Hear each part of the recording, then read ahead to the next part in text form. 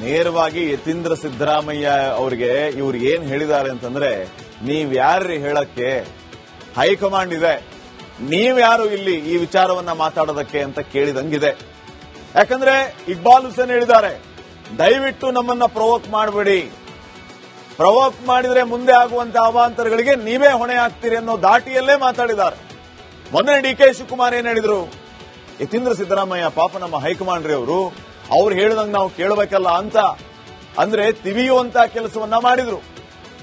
ಅಲ್ಲಿಗೆ ಡಿ.ಕೆ. ಶಿವಕುಮಾರ್ ಬಣ ಯತೀಂದ್ರ ಸಿದ್ದರಾಮಯ್ಯ ವಿರುದ್ಧ ಮೊದಲಿನಿಂದನೂ ಕೂಡ ಕೆರಳಿ ಕೆಂಡವಾಗಿದ್ದಾರೆ. ಈಗ ಅದು ಡಬಲ್ ಆಗಿದೆ.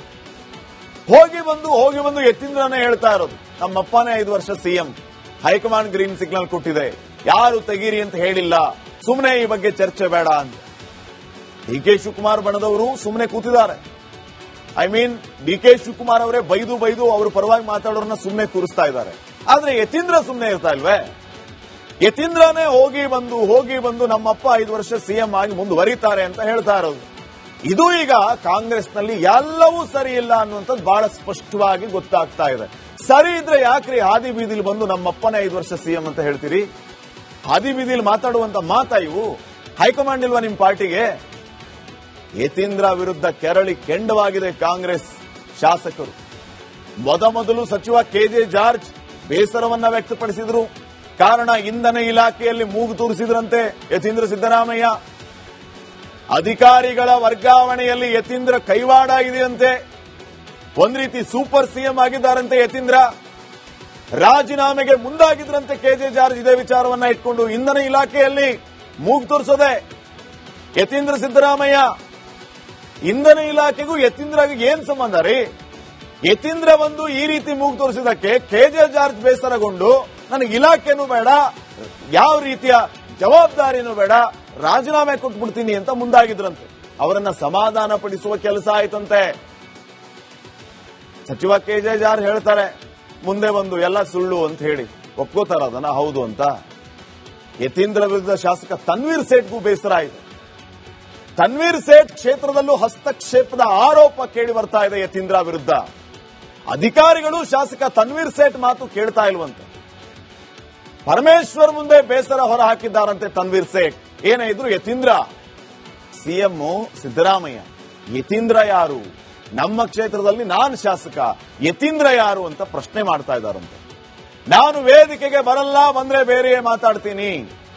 ಅಧಿಕಾರಿಗಳು ಶಂಕದಿಂದ ಬಂದ್ರೇನೆ ತೀರ್ಥ ಅಂದುಕೊಂಡಿದ್ದಾರೆ, ನಮ್ಮ ಮಾತನ್ನ ಕೇಳ್ತಾ ಇಲ್ಲ, ರಾಜ್ಯದ ಉದ್ದಗಲಕ್ಕೂ ಹಸ್ತಕ್ಷೇಪ ಆಗ್ತಾ ಇದೆ ಅಂತ ಆಕ್ರೋಶವನ್ನ ವ್ಯಕ್ತಪಡಿಸ್ತಾ ಇದ್ದಾರಂತೆ ಕಾಂಗ್ರೆಸ್ನ ಶಾಸಕರು.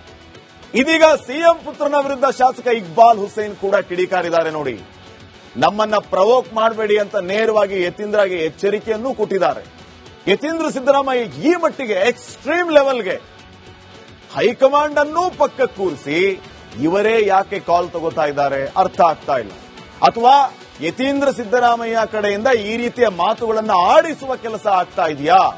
ಇದರ ಹಿಂದೆ ಈ ರೀತಿಯ ರಾಜಕಾರಣ ಅಡಗಿದೆಯಾ ಅನ್ನುವಂತಹ ಪ್ರಶ್ನೆಯೂ ಕೂಡ ಇದೆ.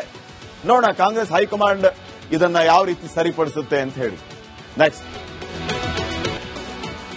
ನೇರವಾಗಿ ಯತೀಂದ್ರ ಸಿದ್ದರಾಮಯ್ಯ ಅವರಿಗೆ ಇವ್ರು ಏನ್ ಹೇಳಿದ್ದಾರೆ ಅಂತಂದ್ರೆ, ನೀವ್ಯಾರ್ರಿ ಹೇಳಕ್ಕೆ, ಹೈಕಮಾಂಡ್ ಇದೆ, ನೀವ್ಯಾರು ಇಲ್ಲಿ ಈ ವಿಚಾರವನ್ನ ಮಾತಾಡೋದಕ್ಕೆ ಅಂತ ಕೇಳಿದಂಗಿದೆ. ಯಾಕಂದ್ರೆ ಇಕ್ಬಾಲ್ ಹುಸೇನ್ ಹೇಳಿದ್ದಾರೆ, ದಯವಿಟ್ಟು ನಮ್ಮನ್ನ ಪ್ರವೋಕ್ ಮಾಡಬೇಡಿ, ಪ್ರವೋಕ್ ಮಾಡಿದ್ರೆ ಮುಂದೆ ಆಗುವಂತ ಅವಾಂತರಗಳಿಗೆ ನೀವೇ ಹೊಣೆ ಆಗ್ತೀರಿ ಅನ್ನೋ ದಾಟಿಯಲ್ಲೇ ಮಾತಾಡಿದ್ದಾರೆ.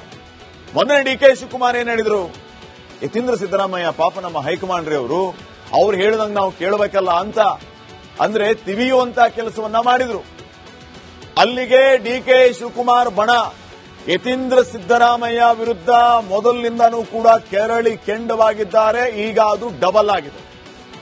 ಹೋಗಿ ಬಂದು ಯತೀಂದ್ರನೇ ಹೇಳ್ತಾ ಇರೋದು, ನಮ್ಮಪ್ಪನೇ 5 ವರ್ಷ ಸಿಎಂ, ಹೈಕಮಾಂಡ್ ಗ್ರೀನ್ ಸಿಗ್ನಲ್ ಕೊಟ್ಟಿದೆ, ಯಾರು ತೆಗೀರಿ ಅಂತ ಹೇಳಿಲ್ಲ, ಸುಮ್ಮನೆ ಈ ಬಗ್ಗೆ ಚರ್ಚೆ ಬೇಡ ಅಂತ. ಡಿ.ಕೆ. ಶಿವಕುಮಾರ್ ಬಣದವರು ಸುಮ್ಮನೆ ಕೂತಿದ್ದಾರೆ. ಡಿ.ಕೆ. ಶಿವಕುಮಾರ್ ಅವರೇ ಬೈದು ಅವರು ಪರವಾಗಿ ಮಾತಾಡೋರನ್ನ ಸುಮ್ಮನೆ ಕೂರಿಸ್ತಾ ಇದ್ದಾರೆ. ಆದ್ರೆ ಯತೀಂದ್ರ ಸುಮ್ಮನೆ ಇರ್ತಾ ಇಲ್ವೇ? ಯತೀಂದ್ರನೇ ಹೋಗಿ ಬಂದು ನಮ್ಮಪ್ಪ 5 ವರ್ಷ ಸಿಎಂ ಆಗಿ ಮುಂದುವರಿತಾರೆ ಅಂತ ಹೇಳ್ತಾ ಇರೋದು. ಇದು ಈಗ ಕಾಂಗ್ರೆಸ್ನಲ್ಲಿ ಎಲ್ಲವೂ ಸರಿ ಇಲ್ಲ ಅನ್ನುವಂಥದ್ದು ಬಹಳ ಸ್ಪಷ್ಟವಾಗಿ ಗೊತ್ತಾಗ್ತಾ ಇದೆ. ಸರಿ ಇದ್ರೆ ಯಾಕ್ರಿ ಹಾದಿ ಬೀದಿಲಿ ಬಂದು ನಮ್ಮಪ್ಪನೇ 5 ವರ್ಷ ಸಿಎಂ ಅಂತ ಹೇಳ್ತೀರಿ? ಹಾದಿ ಬೀದಿಲಿ ಮಾತಾಡುವಂತ ಮಾತಾ ಇವು? ಹೈಕಮಾಂಡ್ ಇಲ್ವಾ ನಿಮ್ ಪಾರ್ಟಿಗೆ? ಯತೀಂದ್ರ ವಿರುದ್ಧ ಕೆರಳಿ ಕೆಂಡವಾಗಿದೆ ಕಾಂಗ್ರೆಸ್ ಶಾಸಕರು. ಮೊದಲು ಸಚಿವ ಕೆಜೆ ಜಾರ್ಜ್ ಬೇಸರವನ್ನ ವ್ಯಕ್ತಪಡಿಸಿದ್ರು. ಕಾರಣ ಇಂಧನ ಇಲಾಖೆಯಲ್ಲಿ ಮೂಗು ತೂರಿಸಿದ್ರಂತೆ ಯತೀಂದ್ರ ಸಿದ್ದರಾಮಯ್ಯ. ಅಧಿಕಾರಿಗಳ ವರ್ಗಾವಣೆಯಲ್ಲಿ ಯತೀಂದ್ರ ಕೈವಾಡ ಇದೆಯಂತೆ. ಒಂದ್ ರೀತಿ ಸೂಪರ್ ಸಿಎಂ ಆಗಿದ್ದಾರಂತೆ ಯತೀಂದ್ರ. ರಾಜೀನಾಮೆಗೆ ಮುಂದಾಗಿದ್ರಂತೆ ಕೆಜೆ ಜಾರ್ಜ್. ಇದೇ ವಿಚಾರವನ್ನ ಇಟ್ಕೊಂಡು ಇಂಧನ ಇಲಾಖೆಯಲ್ಲಿ ಮೂಗು ತೋರಿಸೋದೆ ಯತೀಂದ್ರ ಸಿದ್ದರಾಮಯ್ಯ. ಇಂಧನ ಇಲಾಖೆಗೂ ಯತೀಂದ್ರಗೆ ಏನ್ ಸಂಬಂಧ ರೀ? ಯತೀಂದ್ರ ಬಂದು ಈ ರೀತಿ ಮೂಗು ತೋರಿಸಿದಕ್ಕೆ ಕೆಜೆ ಜಾರ್ಜ್ ಬೇಸರಗೊಂಡು ನನಗೆ ಇಲಾಖೆನೂ ಬೇಡ, ಯಾವ ರೀತಿಯ ಜವಾಬ್ದಾರಿನೂ ಬೇಡ, ರಾಜೀನಾಮೆ ಕೊಟ್ಬಿಡ್ತೀನಿ ಅಂತ ಮುಂದಾಗಿದ್ರಂತೆ. ಅವರನ್ನ ಸಮಾಧಾನ ಪಡಿಸುವ ಕೆಲಸ ಆಯ್ತಂತೆ. ಸಚಿವ ಕೆಜೆ ಜಾರ್ಜ್ ಹೇಳ್ತಾರೆ ಮುಂದೆ ಬಂದು ಎಲ್ಲ ಸುಳ್ಳು ಅಂತ ಹೇಳಿ. ಒಪ್ಕೋತಾರ ಅದನ್ನ ಹೌದು ಅಂತ? ಯತೀಂದ್ರ ವಿರುದ್ಧ ಶಾಸಕ ತನ್ವೀರ್ ಸೇಠ್ಗೂ ಬೇಸರ ಆಯಿತು.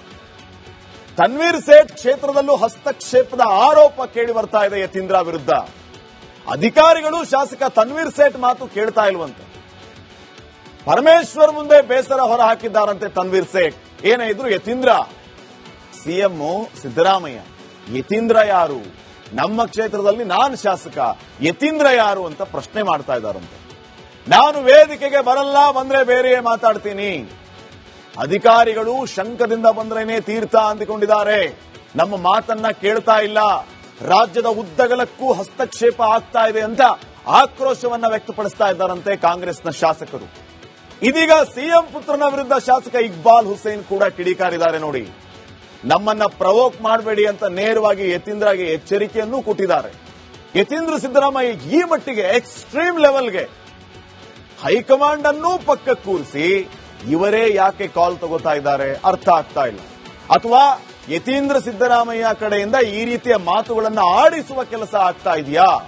ಇದರ ಹಿಂದೆ ಈ ರೀತಿಯ ರಾಜಕಾರಣ ಅಡಗಿದೆಯಾ ಅನ್ನುವಂತಹ ಪ್ರಶ್ನೆಯೂ ಕೂಡ ಇದೆ. ನೋಡೋಣ ಕಾಂಗ್ರೆಸ್ ಹೈಕಮಾಂಡ್ ಇದನ್ನ ಯಾವ ರೀತಿ ಸರಿಪಡಿಸುತ್ತೆ ಅಂತ ಹೇಳಿ. ನೆಕ್ಸ್ಟ್